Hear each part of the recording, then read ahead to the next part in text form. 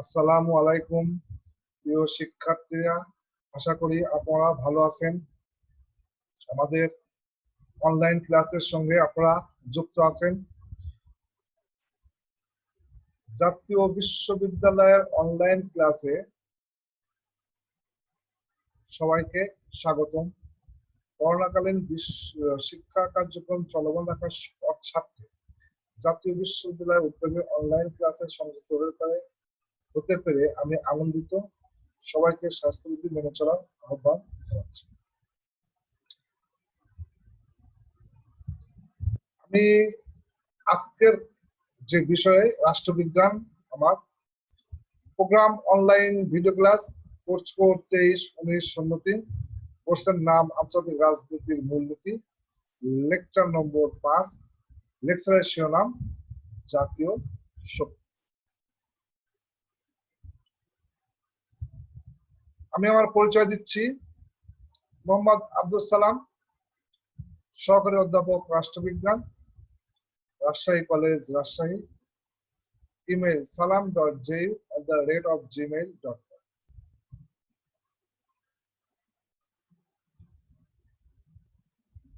আমি রাষ্ট্রবিজ্ঞান বিষয়ের অনার্স তৃতীয় বর্ষের আন্তর্জাতিক রাজনীতি মূলনীতির উপর ক্লাসটা নিব। আজকের শিরোনাম জাতীয় শক্তি, ন্যাশনাল পাওয়ার।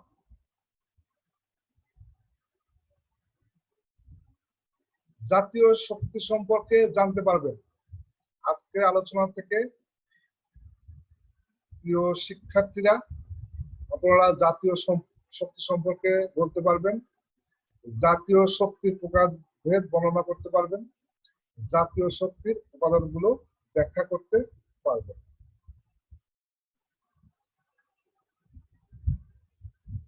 তো আমরা প্রথমে জাতীয় শক্তি আলোচনার আগে আমরা বিশ্ব মানচিত্রটা একটু দেখি। যে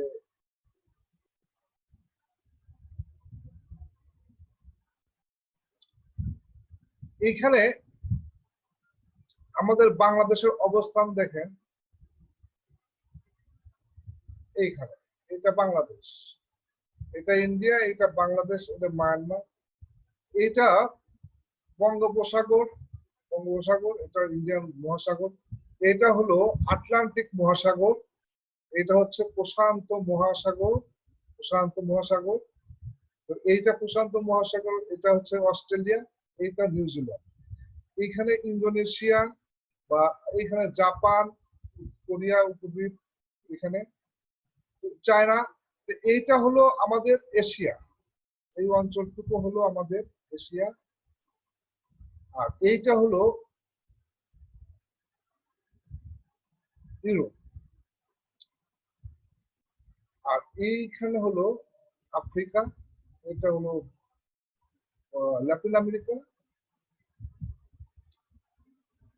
এইটা মেক্সিকো, এখানে ক্যারিবিয়ান দ্বীপপুঞ্জ বা মহাসাগরীয় দ্বীপপুঞ্জ।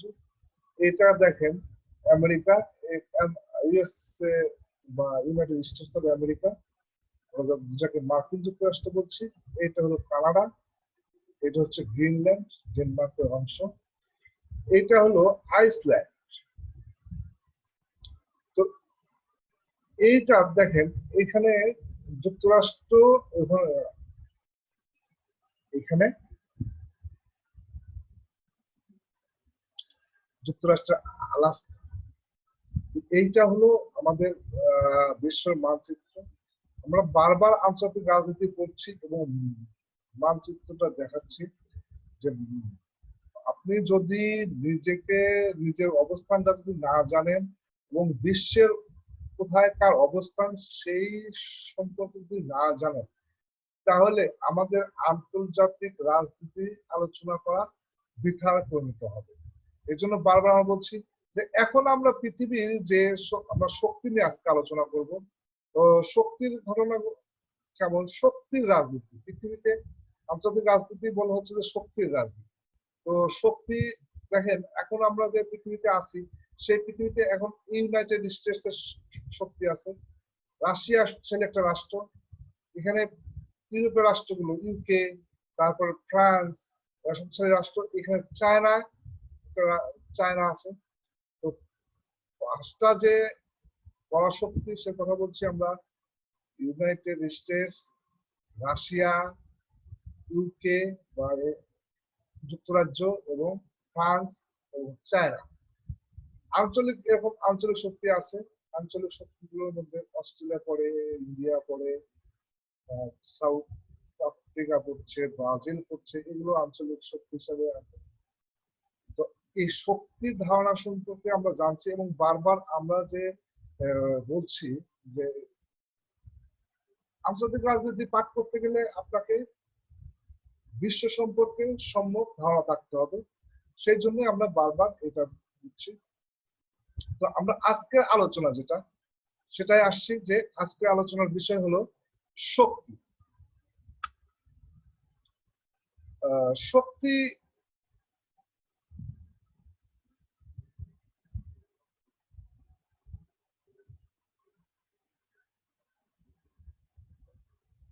শক্তি তো শক্তি পদার্থবিদ্যার ভাষায় যে কাজ করার সামর্থ্যকে শক্তি বলে। শক্তি বিভিন্নভাবে ব্যবহৃত হয়ে আসছে। শক্তি ছাড়া আমরা চলতে পারি না। প্রত্যেকটা মানুষের শক্তি প্রয়োজন। ওই যে বললাম যে কাজ করার সামর্থ্য, যার কাজ করার সামর্থ্য আছে সেটাকে শক্তি বলছে। তো শক্তি হলো, আর মানবিক দিক থেকে বা আমরা যে রাষ্ট্রীয় দৃষ্টিভঙ্গি থেকে শক্তি ব্যাখ্যা করছি, সেইখানে এইভাবে শক্তির নির্দিষ্ট সুনির্দিষ্ট সংজ্ঞা দেওয়াটা অনেক জটিল। তারপরে আমরা বলার চেষ্টা করছি যে শক্তি কি। শক্তি হলো নিজের লক্ষ্য অনুযায়ী অন্যের আচরণকে প্রভাবিত করার সামর্থ্য। শক্তি বলতে নির্দিষ্ট ধরনের মানবিক সম্পর্ককে বোঝায়। অন্যের মন ও কাজের উপর নিয়ন্ত্রণ আরোপ করে কাঙ্ক্ষিত ফল লাভের সামর্থ্য হলো শক্তি। শক্তি বলতে এমন এক উপায়কে বোঝায় যার দ্বারা কোনো রাষ্ট্র তার আভ্যন্তরীণ ও পররাষ্ট্র নীতিকে কার্যকর করে থাকে। পৃথিবীতে আমরা যে শক্তির কথা বলছি, যে পৃথিবীতে শক্তি ছাড়া সবকিছুই অচল। আন্তর্জাতিক রাজনীতিতে নিজেদের অবস্থান, নিজের জাতীয় স্বার্থ রক্ষা, নিজের সম্মান রক্ষা, এই সব স্বাধীনতা সার্বভৌমত্ব রক্ষার জন্য প্রত্যেকটা রাষ্ট্রের শক্তির প্রয়োজন। শক্তি ব্যতীত আন্তর্জাতিক রাজনীতিতে আপনার অবস্থান কোথায় সেটা জানা যাবে না।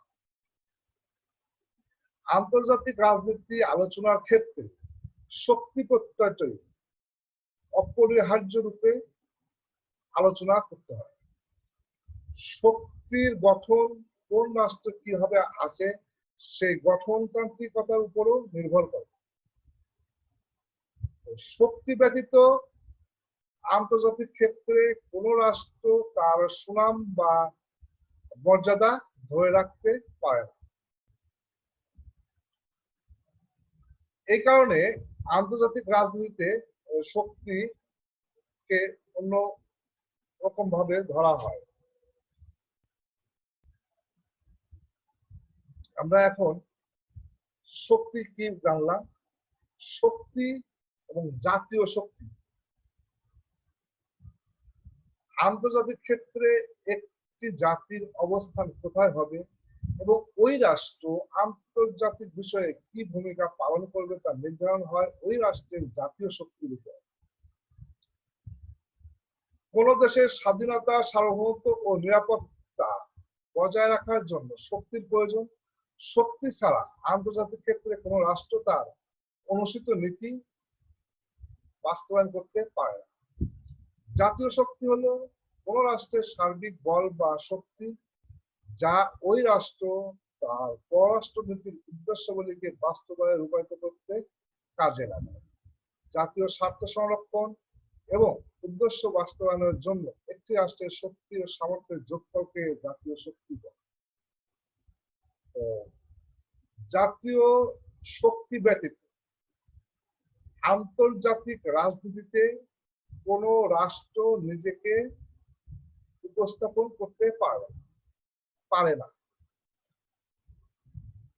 রাষ্ট্রের স্বাধীনতা, সার্বভৌমত্ব রক্ষার যেমন অপরিহার্য, সেই অপরিহার্য কাজগুলো করার জন্য তার জাতীয় শক্তির প্রয়োজন।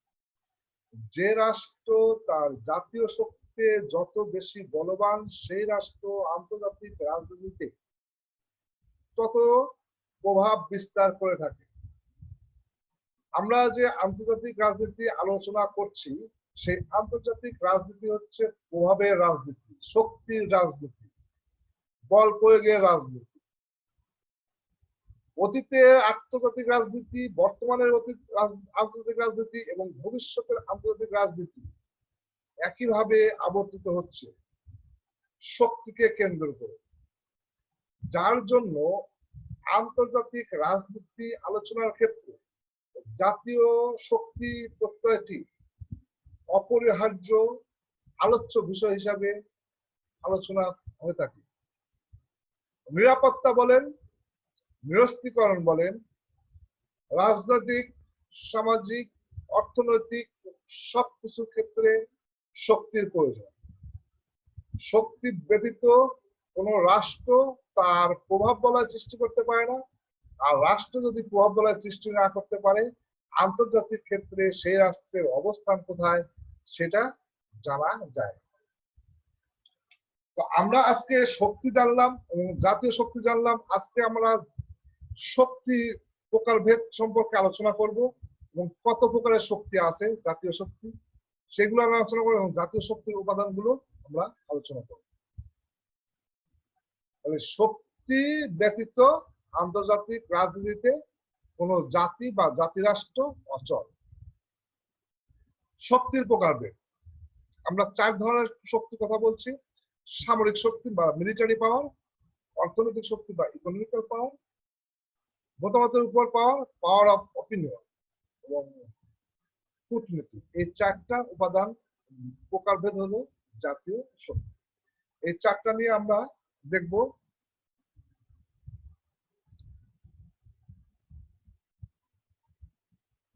সামরিক শক্তিকে একটি জাতির চূড়ান্ত শক্তি হিসেবে বিবেচনা করা হয়। সামরিক শক্তির কারণে বহু রাষ্ট্র ক্ষমতা ও মর্যাদার শীর্ষে অবস্থান করে। জাতীয় শক্তির প্রকাশ অথবা নিজেকে পরাক্রমশালী রাষ্ট্র হিসেবে সুপ্রতিষ্ঠিত করার শেষ অস্ত্র হলো যুদ্ধ।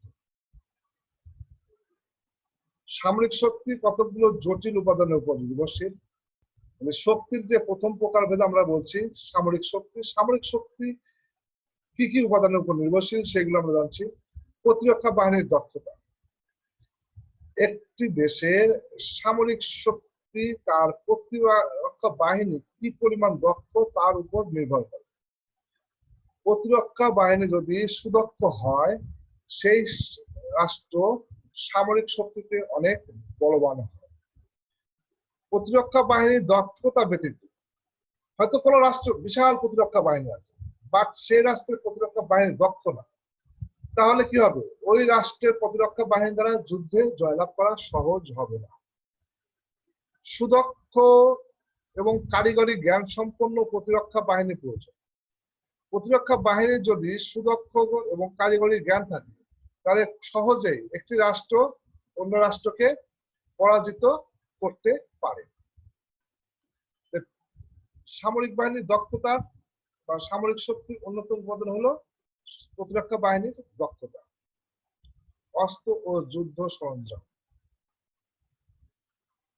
কোন দেশের কি পরিমাণ অস্ত্র আছে এবং তাদের যুদ্ধের সরঞ্জাম কি পরিমাণ, কত আধুনিক, সেটার উপর অনেক সেনাবাহিনী বা রাষ্ট্রের শক্তি নির্ভর করে। আমাদের মতো তৃতীয় বিশ্বের রাষ্ট্রগুলোতে অস্ত্র ভান্ডার খুবই দুর্বল।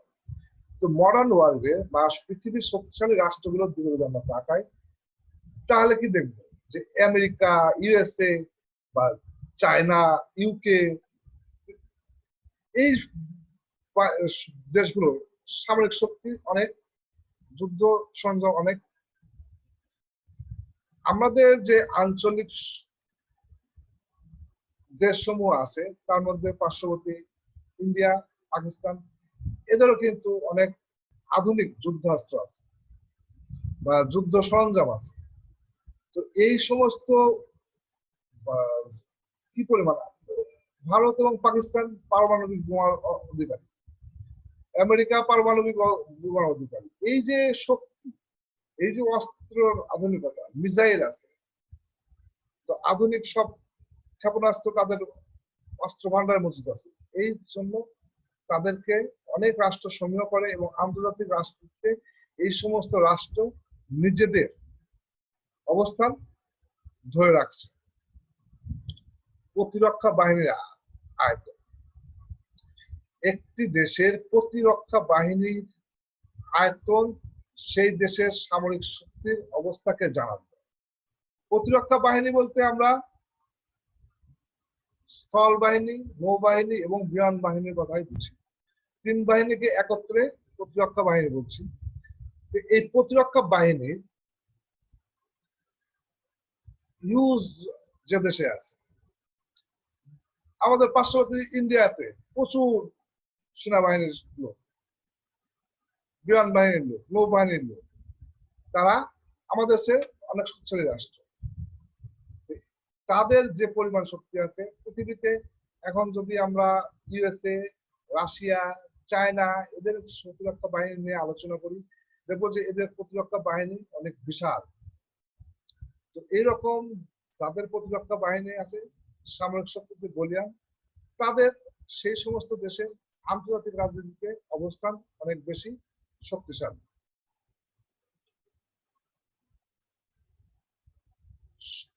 আরেকটা জিনিস হলো প্রতিরক্ষা বাহিনী যুদ্ধ জয়ের কৌশল। শুধুমাত্র প্রতিরক্ষা বাহিনীর বিশাল আকারের হলেও হবে না। প্রতিরক্ষা বাহিনী যুদ্ধ জয়ের জন্য বা যুদ্ধে কি ধরনের কৌশল অবলম্বন করছে তার উপর তার ওই রাষ্ট্রের অন্য রাষ্ট্র করে ওই রাষ্ট্রকে ভয় পায়। তো প্রতিরক্ষা বাহিনী শুধু বিশাল আকারের প্রতিরক্ষা বাহিনী আছে, কিন্তু যুদ্ধ জয়ের কোন রকম আধুনিক করা কৌশল তাদের নাই, তাহলে সেই রাষ্ট্রের হবে না। তাকে প্রতিরক্ষা বাহিনী যুদ্ধ জয়ের কৌশল থাকতে হবে, সহজেই তারা যুদ্ধ জয় করতে হবে। সৈনিকদের মনোবল ও নৈতিক চরিত্র। আরেকটা হলো সৈনিকদের মনোবল থাকতে হবে, জয়ের মনোবল থাকতে হবে, নৈতিক চরিত্রে দৃঢ় হতে হবে। আমরা যদি আমাদের স্বাধীনতা যুদ্ধের দিকে তাকাই, আমরা দেখব যে আমাদের কিন্তু ওইভাবে প্রতিরক্ষা বাহিনী ছিল না, কিন্তু আমাদের যারা মুক্তিযোদ্ধারা ছিল তাদের যে মনোবল ছিল, নৈতিকতা ছিল, সেই মনোবল এবং নৈতিকতার কাছে পাকিস্তানি বাহিনীর কিন্তু ওই ধরনের মনোবল এবং নৈতিকতা ছিল না। তারা নৈতিকতার শূন্য পর্যায়ে পৌঁছেছিল, যার কারণে কিন্তু তারা পরিচয়। এই জন্য প্রতিরক্ষা বাহিনীর মনোবল এবং নৈতিক চরিত্র একটা রাষ্ট্রের যুদ্ধ জয়ে গুরুত্বপূর্ণ ভূমিকা পালন করে। এইগুলোই ছিল সামরিক শক্তির প্রকারভেদের মধ্যে উপাদান। আমরা অর্থনৈতিক শক্তির কথা আলোচনা করছি। পৃথিবীতে অনেক দেশ সামরিক শক্তিতে ওই রকম শক্তিশালী না, কিন্তু অর্থনৈতিকভাবে শক্তিশালী হওয়ার কারণে আন্তর্জাতিক রাজনীতিতে এই সমস্ত দেশের বিশাল প্রভাব রয়েছে। যেমন জাপান, জাপান কিন্তু এখন প্রতিরক্ষা বা সামরিক দিক দিয়ে শক্তিশালী নয়, কিন্তু অর্থনৈতিক দিক দিয়ে শক্তিশালী হওয়ার কারণে আন্তর্জাতিক রাজনীতিতে জাপানের একটা প্রভাব আছে। তো জাতীয় অর্থনীতির জাতীয় শক্তির একটু বহিঃপ্রকাশ, অর্থনৈতিক শক্তি ও সামরিক শক্তি নিবিড়ভাবে সম্পর্কযুক্ত। অর্থনীতি যদি শক্তিশালী না হয়, আপনি সামরিক শক্তিতে কোনো সময় শক্তিশালী হওয়া যায় না। যে সমস্ত রাষ্ট্রের অর্থনৈতিক ক্ষমতা আছে তারাই সামরিক দিক দিয়ে শক্তিশালী। সম্পদ ও প্রাচুর্য সবসময় রাজনৈতিক শক্তির উৎস হিসেবে কাজ করে। অর্থনৈতিক শক্তির উপাদানগুলো হলো প্রাকৃতিক সম্পদ। একটি দেশের প্রাকৃতিক সম্পদকে কাজে লাগিয়ে সেই দেশ খুব সহজেই সম্পদশালী হয়ে ওঠে। দেশের প্রাকৃতিক সম্পদকে ভিন্নভাবে কাজে লাগানো যায়। সম্পদের মালিকানা, যে প্রাকৃতিক সম্পদ, একটা দেশের প্রাকৃতিক সম্পদ বলতে আমরা কি বলছি?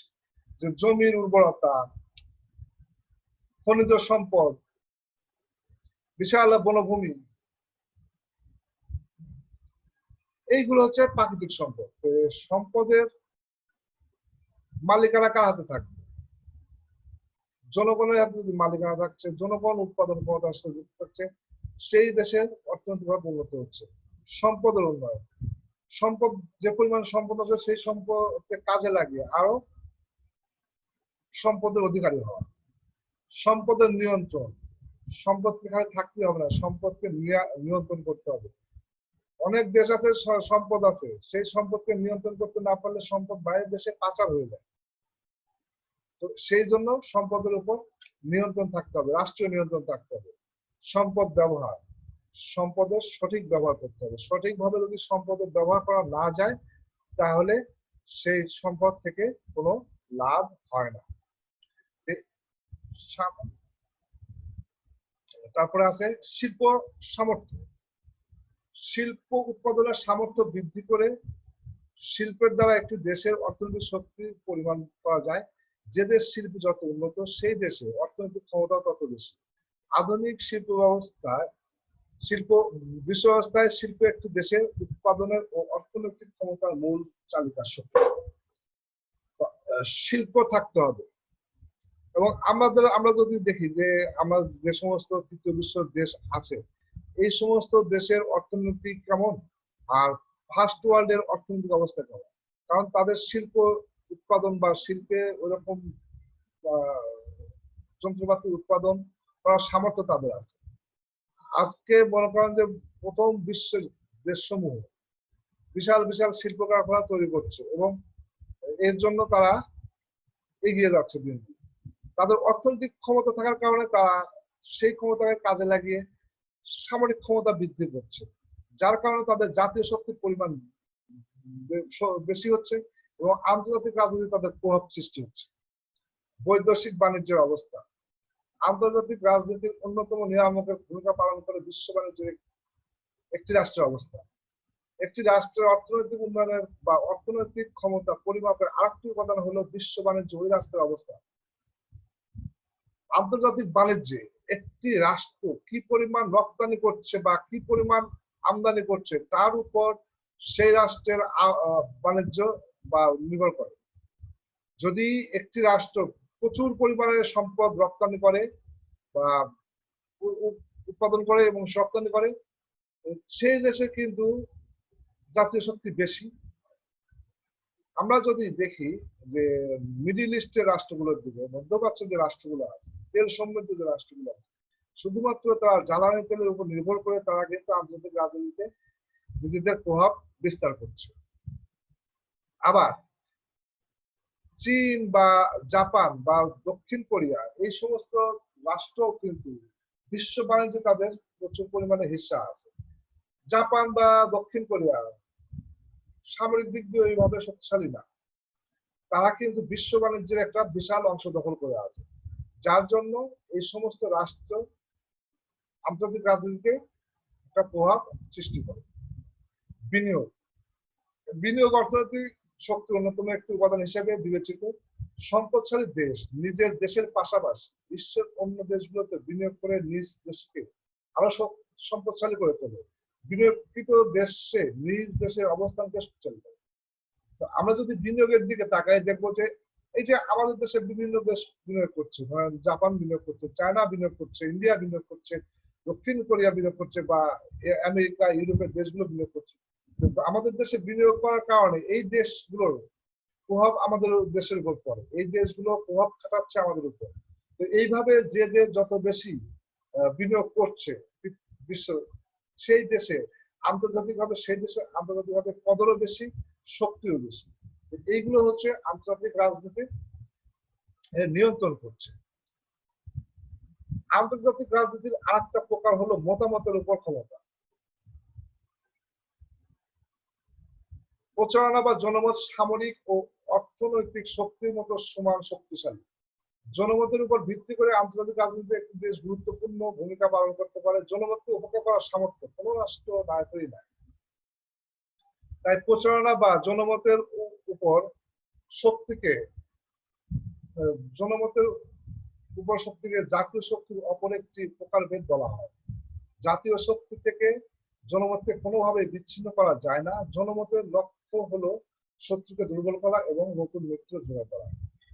যদি আপনার শক্তি থাকে, সেই শক্তি দ্বারা বিভিন্ন প্রপাগান্ডা প্রচার করে নিজেকে জাহির করে, তখন কি হবে? অন্যরা সেটা বিশ্বাস করবে এবং আপনাকে শক্তিশালী মনে করবে। এই জন্য মতামতের উপর, জনমতের উপর আহ, জাতীয় শক্তি নির্ভর করে।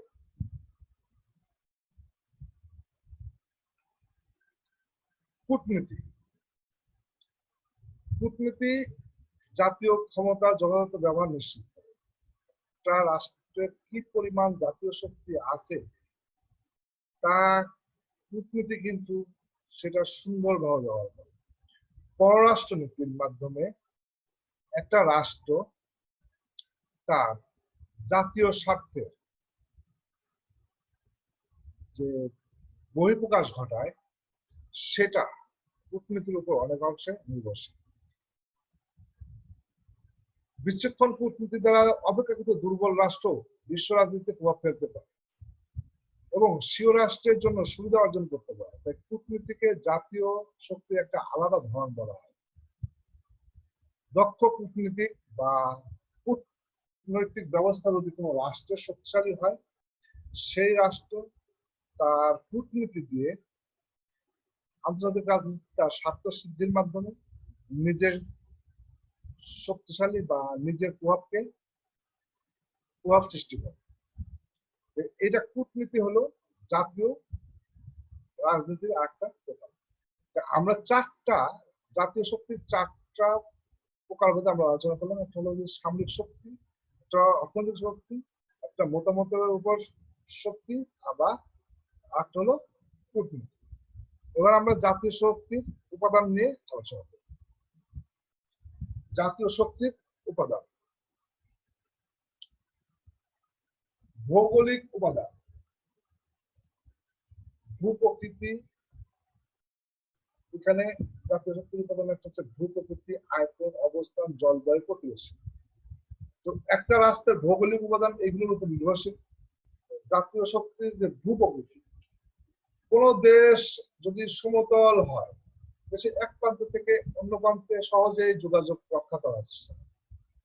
কোন দেশের ভূপ্রকৃতি যদি উর্বর হয়, সেই দেশের উৎপাদন ক্ষমতা বেশি হয়। কোন দেশের ভূপ্রকৃতি যদি পাহাড় পর্বতে থাকে, এক প্রান্ত থেকে আরেক প্রান্তে যোগাযোগ করা কষ্ট হয়। এজন্য ভূপ্রকৃতি ভৌগোলিক উপাদানের অন্যতম একটি শক্তি, যার মাধ্যমে রাষ্ট্র আন্তর্জাতিক ক্ষেত্রে নিজের প্রভাবকে কাজে লাগায়। আয়তন, কোন রাষ্ট্রের আয়তন যদি ছোট হয়, খুব সহজে সেই রাষ্ট্রকে অন্য রাষ্ট্র দখল করতে পারে। আয়তনের উপর অনেক কিছু নির্ভর করে। ছোট আয়তন হলে তার সম্পদ, বড় আয়তন হলে সেই রাষ্ট্রের সম্পদ বেশি থাকতে পারে। তো ছোট আয়তনের চেয়ে বড় আয়তনের রাষ্ট্রকে অন্যান্য রাষ্ট্র বেশি গুরুত্ব দিয়ে থাকে। অবস্থানগত কারণে একটি রাষ্ট্র অনেক শক্তিশালী আন্তর্জাতিক রাজনীতিতে শক্তিশালী হয়ে ওঠে। আমরা যে বিশ্ব মানচিত্রগুলো দেখলাম, বিশ্ব মানচিত্রে যে আমরা দেখলাম যে সমুদ্র বলা হচ্ছে যে পৃথিবীর 3 ভাগ জল, 1 ভাগ স্থল। এই সমুদ্রের উপর যে সমস্ত রাষ্ট্র সহজে সমুদ্রের উপর নিয়ন্ত্রণ রাখতে পারে, সেই সমস্ত রাষ্ট্রের কিন্তু প্রভাবটা বেশি। কথা আছে যে এরকম সমুদ্র যার, আন্তর্জাতিক রাজনীতি তার। আমরা এই যে সমুদ্রের বাণিজ্য নিয়ে, সমুদ্রের চলাচল নিয়ে প্রত্যেকটা রাষ্ট্র, প্রভাবশালী রাষ্ট্রগুলো দেখেন যুদ্ধে লিপ্ত আছে, বিভিন্ন ভাবে দ্বন্দ্বে লিপ্ত আছে, সংঘাত বা পরিবেশ তৈরি করছে। আমরা বিভিন্ন সময় দেখতে পাই যে কৃষ্ণ সাগর কার দখলে, ভারত মহাসাগরের কার দখলে, আটলান্টিক মহাসাগর কার দখলে। এই যে রাষ্ট্রগুলো, আবার যে সমস্ত রাষ্ট্রের মধ্যে সমুদ্র নাই, ল্যান্ডলক, সেই সমস্ত রাষ্ট্র কিন্তু ওরকম ভাবে আন্তর্জাতিক রাজনীতিতে প্রভাব বিস্তার করতে পারে। সমুদ্রের মধ্যে সহজে যদি যাতায়াত করা যায় এবং অন্যান্য রাষ্ট্রের সাথে যোগাযোগ সুবিধার কারণে এই সমস্ত রাষ্ট্র আন্তর্জাতিক রাজনীতিতে প্রভাব বিস্তার করে। জলবায়ু, জলবায়ুর উপর একটি দেশের অনেক কিছু নির্ভরশীল। জলবায়ু যদি নাতিশীতোষ্ণ হয়, সেই দেশের উৎপাদন বেশি হয়, সেই দেশের মানুষ বেশি আয়ু লাভ করে এবং তাদের উৎপাদন ক্ষমতা বেশি হয়, যার কারণে তাদের জাতীয় শক্তির পরিমাণও বেশি। প্রতিবেশী, প্রতিবেশীর উপর অনেক কিছু নির্ভরশীল। যদি কোনো প্রতিবেশী, কোনো রাষ্ট্রের প্রতিবেশী সবসময় অস্ত্রের প্রতিযোগিতা করে, তাহলে ওই পার্শ্ববর্তী রাষ্ট্রকে প্রতিবেশী দেখা দেখি তাকেও অস্ত্রের প্রতিযোগিতায় লিপ্ত হতে হয়। এভাবে অস্ত্রের প্রতিযোগিতায় লিপ্ত হলে কি হয়, নিজেদের সম্পদ নষ্ট হয়, নিজের মানে সম্পদের যে অস্ত্রের দিকে সব সব সম্পদ চলে যায়, অন্য অন্য আর্থসামাজিক খাতের অনুন্নয়ন ঘটে, যার জন্য প্রতিবেশী যদি ভালো হয় আর একটা রাষ্ট্র ভালো। জাতীয় শক্তির অন্যতম উপাদান হলো জনসংখ্যা, দক্ষ জনবল। দক্ষ জনবলের দ্বারা একটি রাষ্ট্র আন্তর্জাতিক রাজনীতিতে তার অবস্থানকে ধরে রাখতে পারে বা তার শক্তিশালী করতে পারে। দক্ষ জনবল বা দক্ষ জনশক্তি একটি দেশে জাতীয় শক্তির অন্যতম উপাদান হিসেবে বিবেচিত।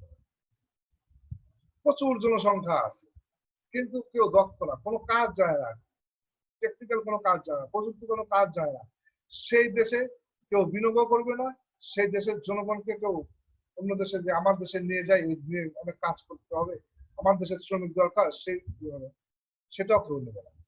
এই জন্য যদি কোনো দেশের জনবল দক্ষ হয়, অন্যান্য দেশ সেই দক্ষ জনশক্তিকে নিজের দেশে নিয়ে কাজে লাগায়। তো এইভাবে বৈদেশিক যে মুদ্রা অর্জন করা হয়, এই মুদ্রা অর্জন করে অর্থনৈতিকভাবে শক্তিশালী হওয়া যায় এবং নিজেদেরকে অর্জন সফল হওয়া যায়। প্রাকৃতিক সম্পদ, যেটা আমরা প্রাকৃতিক সম্পদের মধ্যে কি আছে, খনিজ সম্পদ, জলজ সম্পদ, বনজ সম্পদ, মাটির উর্বরতা। প্রাকৃতিক সম্পদে কোন দেশ যদি খনিজ সম্পদের স্বয়ংসম্পূর্ণ হয়, অনেক যদি খনিজ সম্পদ থাকে, তার খনিজ সম্পদ অন্যান্য দেশ সে প্রয়োজন, তখন কি ওই রাষ্ট্রে প্রভাব সৃষ্টি হবে। জলজ সম্পদ, জলে যদি মাছ বা এই ধরনের জলজ প্রাণীর সংখ্যা আধিক্য বেশি থাকে, তাহলে একটি দেশ মাছ রপ্তানি করে, মাছ মৎস্য বাণিজ্য করে আন্তর্জাতিক রাজনীতিতে নিজেকে শক্তিশালী করতে হবে। বনজ সম্পদ, যেমন আমাদের পাশের দেশ বার্মা, বার্মার বিশাল বন, অনেক গাছ, কাঠের প্রয়োজন, এই ধরনের কাঠ রপ্তানি করে আন্তর্জাতিক রাজনীতিতে সে তার অবস্থান শক্তিশালী করছে। বনজ সম্পদের উপর অনেক কিছু নির্ভর করে।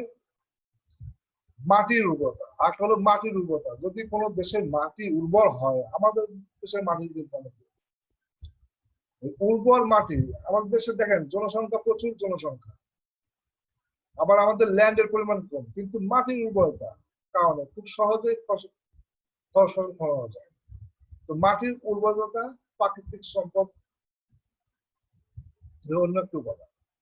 যাদের প্রাকৃতিক সম্পদে যে সমস্ত দেশ শক্তিশালী হয়, আন্তর্জাতিক রাজনীতিতে সেই সমস্ত রাষ্ট্রের প্রভাব বেশি তৈরি হয়।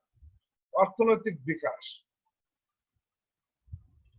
কোন রাষ্ট্র অর্থনৈতিকভাবে যদি বিকশিত হয়, শিল্প উৎপাদন যদি ব্যাপক হারে করতে পারে, তার অর্থনীতি অনেক বড় হয়, সেই রাষ্ট্রের জাতীয় শক্তি অনেক বেশি হয়। যেমন আমরা জাপানের কথা বললাম, সাউথ কোরিয়ার কথা বললাম, যে এই সমস্ত দেশে যে অর্থনীতি অনেক বিশাল, তাদের অর্থনৈতিকভাবে বিকশিত হয়ে গেছে, তারা বিভিন্ন দেশে বিনিয়োগ করছে, বিনিয়োগের মাধ্যমে নিজের শক্তিকে প্রকাশ করছে। অন্য দেশে যখন নিজে বিনিয়োগ করছে, সেই দেশের উপর তার একটা প্রভাব তৈরি হচ্ছে। এভাবে অর্থনৈতিক বিকাশের মাধ্যমে আন্তর্জাতিক রাজনীতিতে প্রভাব বিস্তার করা যায়। রাজনৈতিক কাঠামো, কোন দেশের রাজনৈতিক কাঠামো যদি শক্তিশালী হয়, সেই দেশ খুব সহজে আন্তর্জাতিক অঙ্গনে নিজের প্রভাবকে ধরে রাখতে পারে বা নিজের প্রভাবশালী হিসাবে রাষ্ট্র হিসাবে প্রতিষ্ঠা লাভ করতে পারে। রাজনৈতিক কাঠামো অস্থিতিশীল হলে রাষ্ট্রের অভ্যন্তরে সবসময় একটা বিশৃঙ্খল অবস্থা বিরাজমান থাকে। এই অবস্থায় একটি রাষ্ট্রের পক্ষে নিজের বিশৃঙ্খল অবস্থায় একটি রাষ্ট্রের পক্ষে আন্তর্জাতিক রাজনীতিতে প্রভাব বিস্তার করা সহজ হয় না। শিল্প সামর্থ্য, যাদের শিল্প উৎপাদনের পরিমাণ বেশি, শিল্প ভিত্তিক যে সমস্ত দেশের অর্থনীতি, সেই সমস্ত দেশ অর্থনৈতিকভাবে শক্তিশালী হওয়ার কারণে আন্তর্জাতিক রাজনীতিতে তারা শক্তিশালী অবস্থান গ্রহণ করে। শিল্প উৎপাদন বা শিল্প উৎপাদনের সামর্থ্য আছে এইরকম রাষ্ট্র অন্যান্য রাষ্ট্রের উপর প্রভাব বিস্তার করে। কূটনীতি, আন্তর্জাতিক রাজনীতি আলোচনা করতে গেলে কূটনীতির কথা বারবার আসতেই হবে। কূটনীতির মাধ্যমে কূটনীতিকে অন্যতম হাতিয়ার হিসাবে গণ্য করা হয় আন্তর্জাতিক রাজনীতি। তো যে সমস্ত রাষ্ট্রের সামরিক শক্তি দুর্বল, অর্থনৈতিক শক্তি দুর্বল, মতামতের উপর ক্ষমতা দুর্বল, সেই সমস্ত রাষ্ট্রের যদি কূটনীতি শক্তিশালী হয়, সেই রাষ্ট্র খুব সহজেই অন্য রাষ্ট্রের উপর প্রভাব বিস্তার করে। কূটনীতি হলো একটা রাষ্ট্রের পররাষ্ট্রনীতি বাস্তবায়নের অন্যতম প্রধান হাতিয়ার। আর একটি রাষ্ট্র পররাষ্ট্রনীতি তার নিজস্ব পররাষ্ট্রনীতি বাস্তবায়নের মাধ্যমে নিজের জাতীয় শক্তিকে বৃদ্ধি করে থাকে। তাই কূটনীতি যদি শক্তিশালী হয়, দক্ষ কূটনীতির উপর একটি দেশের জাতীয় শক্তি নির্ভর করে। নেতৃত্ব, একটি দেশের নেতৃত্ব কেমন, সেই দেশের নেতৃত্বের উপর সেই দেশ আন্তর্জাতিক ক্ষেত্রে কি রকম প্রভাব বিস্তার করবে সেটা নির্ভর করে। নেতৃত্ব যদি দক্ষ হয়, নেতৃত্ব যদি প্রজ্ঞাবান হয়, নেতৃত্ব যদি ক্যারিজমেটিক হয়, সেই রাষ্ট্র সহজে অন্যান্য রাষ্ট্রের উপর নিজের প্রভাব বিস্তার করতে পারে, নিজের রাষ্ট্রকে একত্রিত করতে পারে, নিজের দক্ষতা দিয়ে, নেতৃত্বের দক্ষতা দিয়ে, নেতৃত্বের ক্যারিজমেটিকতা দিয়ে সে বিশ্ব রাজনীতিতে আলাদা একটা স্থান দখল করে এবং সেই সঙ্গে নিজের রাষ্ট্রকে একটি শক্তিশালী অবস্থানে পৌঁছে দেয়। নেতৃত্ব দরকার। নেতৃত্ব যদি শক্তিশালী না হয়, আন্তর্জাতিক রাজনীতিতে টিকে থাকা দুরূহ। সামরিক সংগঠন, সামরিক সংগঠন জাতীয় শক্তির অন্যতম একটি উপাদান।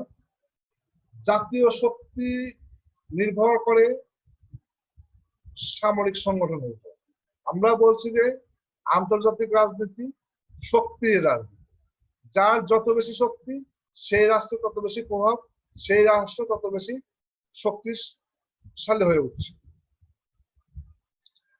তো এইখানে যে সামরিক শক্তির পরিমাণ, দক্ষতা, নেতৃত্ব, এই তিনটা উপাদান যদি না থাকে, এগুলো হচ্ছে সামরিক শক্তিকে শক্তিশালী করার অন্যতম হাতিয়ার। পরিমাণ লাগবে, সামরিক শক্তির পরিমাণ লাগবে, প্রযুক্তিগত দক্ষতা লাগবে, আধুনিক অস্ত্রশস্ত্র থাকতে হবে। যদি আধুনিক অস্ত্র যদি কোনো সামরিক বাহিনী না থাকে, কোনো দেশের না থাকে, সেই দেশের সেই দেশ সামরিক দিক দিয়ে অত শক্তিশালী হয়ে ওঠে। সামরিক শক্তিতে যদি নেতৃত্ব দুর্বলতা থাকে, সামরিক নেতৃত্ব যদি দুর্বলতা থাকে, সেই রাষ্ট্রের সামরিক বাহিনীর অনেক পরিমাণ, বিশাল পরিমাণ সামরিক বাহিনী, বিশাল বড় সামরিক বাহিনী, কিন্তু নেতৃত্বের দুর্বলতা রয়েছে, সেই দেশের সামরিক বাহিনী দিয়ে কোনো কাজে আসবে না। প্রভাবশালী রাষ্ট্র হওয়ার জন্য শক্তিশালী সামরিক বাহিনী দরকার। সামরিক বাহিনী শক্তিশালীর উপর আমরা এর আগেও আলোচনা করলাম যে সামরিক বাহিনী যত শক্তিশালী হবে, একটি রাষ্ট্রের আন্তর্জাতিক ক্ষেত্রে প্রভাবটা তত বেশি হবে। আন্তর্জাতিক অবস্থা, আন্তর্জাতিক অবস্থা বলতে বলছি যে একটি রাষ্ট্রে তার যে জাতীয় শক্তি আছে, সেই জাতীয় শক্তিরা আন্তর্জাতিক ক্ষেত্রে কোথায় অবস্থান করছে সেটা নির্ণয় করে। সেই সমস্ত যদি আন্তর্জাতিক অবস্থা ভালো হয়, প্রত্যেকটা রাষ্ট্রের সঙ্গে যদি বেশি সুসম্পর্ক থাকে, তাহলেও একটি রাষ্ট্র আন্তর্জাতিক ক্ষেত্রে অনেক গুরুত্বপূর্ণ ভূমিকা পালন করতে পারে। এবার আমরা একটা বিষয় আলোচনা করব, ভূ রাজনীতি। ভূ রাজনীতি কি? ভৌগোলিক অবস্থান, ভৌগোলিক অবস্থানের ফলে সৃষ্ট কৌশলগত দিক ভৌগোলিক বিষয়গুলি কেন্দ্র করে যে রাজনীতি আবর্তিত হয় সাধারণত তাই হলো ভূ রাজনীতি। একটি দেশের জাতীয় শক্তি বৃদ্ধি এবং পররাষ্ট্র নীতি বৃদ্ধিতে ভূ রাজনীতি গুরুত্বপূর্ণ ভূমিকা পালন করে। ভূ রাজনীতি ও কৌশলগত দিক থেকে সুবিধাজনক অবস্থানে থাকা রাষ্ট্রগুলোর জাতীয় শক্তি সাধারণত খুবই সমৃদ্ধতর হয়। বর্তমান বিশ্ব ব্যবস্থায় ভূ রাজনীতির গুরুত্ব অনেক বৃদ্ধি পেয়েছে।